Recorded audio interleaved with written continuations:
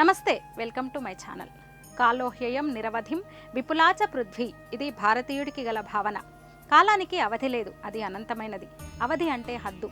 అనంతమైన కాలంలో మన బీసీఈ ఏసీఈ అనంటూ ఒక బిందువును చేర్చాం. బిఫోర్ కామన్ ఎరా అంటే మనకు ఎరకలోకి వచ్చిన ఈ 2000 సంవత్సరాలకు ముందు. 2000 ఎందుకంటే క్రీస్తు పుట్టక ముందు, ఆయన పుట్టిన తర్వాత. కాలం గురించిన పాశ్చాత్యుడి అవగాహన అది. అయితే అంతకు దాటి వారి ఆలోచన పరిధి అప్పట్లో విస్తృతమవలేదు. అది వారి నాగరికతను, వారి తాత్వికత లోతులను మనకు తెలియజేస్తుంది. మరి భారతీయుడికి రామాయణ కాలం, మహాభారత కాలం, అంతకన్నా ముందు పుట్టిన ప్రహ్లాదుడు, అంతకన్నా ముందున్నవారు, ఇలా ఎన్ని భావనలో, ఆ భావనలకు బలం చేకూర్చే ఎన్ని కథలో, ఎన్ని గాథలో. ఇన్ని భావనలు 1000 ఏళ్ల బానిసత్వం తర్వాత కూడా బలంగానే ఉన్నాయి.